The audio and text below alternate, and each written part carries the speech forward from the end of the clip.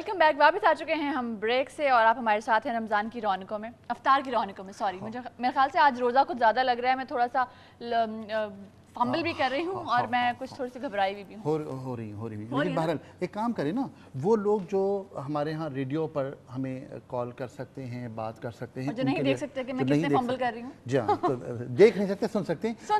तो लिहाजा वो टेलीफोन नंबर ज़रा प्लीज़ नोट कर लीजिए। 98.2 में जो लोग हम लोगों को सुन रहे हैं और फ़ोन करना चाहते हैं और कोई बात करना चाहते हैं, उनके लिए नंबर बता देती हूँ। 021-3530-5778 या 021-3530-5779। आप इस पर फ़ोन कर सकते हैं, हमसे बात कर सकते हैं और अगर कोई आपका क्वेश्चन है तो आप क्वेश्चन भी कर सकते हैं। जी आगा साहब, हो गई डन? क्वेश्चन किसके बारे में करें? आलू के बारे में करें, बेसन के बारे में करें, हरा धनिया, पुदीना। हरा धनिया बहुत अच्छी चीज़ है। अगर हरा धनिया पेट में गर्मी हो रही है तो इस्तेमाल कर सकते हैं। मुंह में छाले होते हैं तो इस्तेमाल कर सकते हैं। मुंह में अगर छाले किसी के हो रहे हो, ख़ासतौर से बच्चे के, तो वो हरा धनिया चबाकर थोड़ी देर अपने मुंह में रखे और थूक दे तो मुंह के छाले ठीक हो जाते हैं। और पुदीना हमारे यहाँ बहुत ज़्यादा इस्तेमाल होता है और मैं समझता हूँ कि हज़म के निज़ाम में जितने भी हमारे एंजाइम्स होते हैं, इन एंजाइम्स को स्टिमुलेट करने के लिए बेहतरीन दवा जो है वो पुदीना है। और अनारदाना एंटी एमेटिक है, मतली कम करता है, हज़म का निज़ाम बेहतर करता है और उसमें विटामिन सी बहुत ज़्यादा होता है। ओके, तो अनारदाने की चटनी इसलिए रखी कि जब हम आलू और बेसन के पकौड़े, इलियासी पकौड़े खाएं तो कम से कम ये कि उसके साथ वो कंपनसेट हो जाए। और उसके साथ हमने रखा है जाम शीरी, खालिस रक़ियात का शरबत जो आपको फ़रहत भी देता है और आपके अंदर एनर्जी, ताज़गी पैदा करता है। और रोज़ों में ख़ास तौर पर जाम शीरी का इस्तेमाल आपके लिए बहुत अच्छा है। आइए हम अपनी सीट पर वापस, अपनी सीट पे, कुर्सियों पे नहीं, सीट्स पे।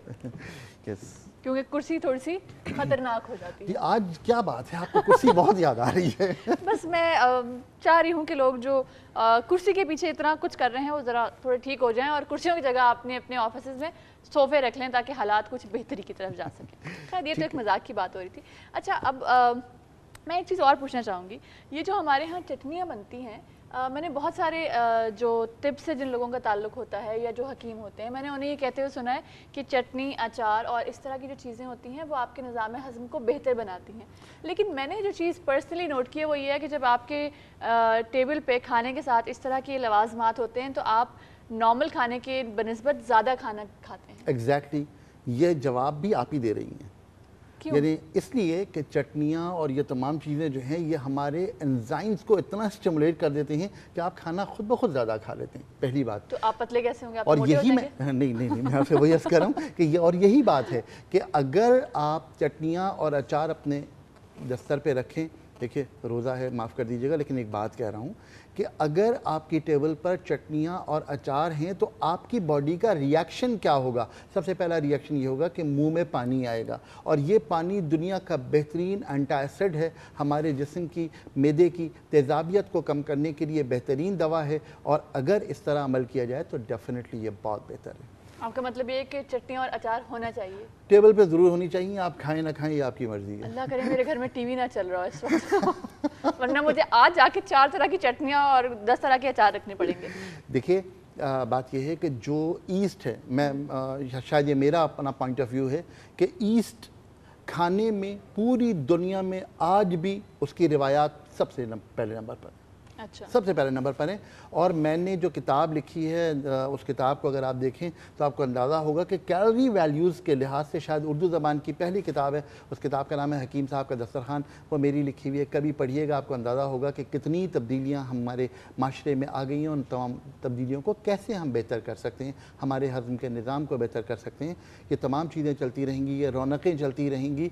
और इन रौनकों में एक बात न भूल जाइएगा कि आपके पड़ोस में अगर कोई भूखा सो जाए तो वो एक मुसलमान के लिए अच्छी बात नहीं है। और अगर कहीं ऐसा हो जाए तो आप उसके लिए जवाब दें। हम इस वक्त एक कॉल लेंगे, हमारे साथ लाइव कॉल है। हेलो, अस्सलाम वालेकुम। वालेकुम सलाम जी, कौन बात कर रही हैं? सलमा बात कर रही हूँ। सॉरी, क्या नाम बताया?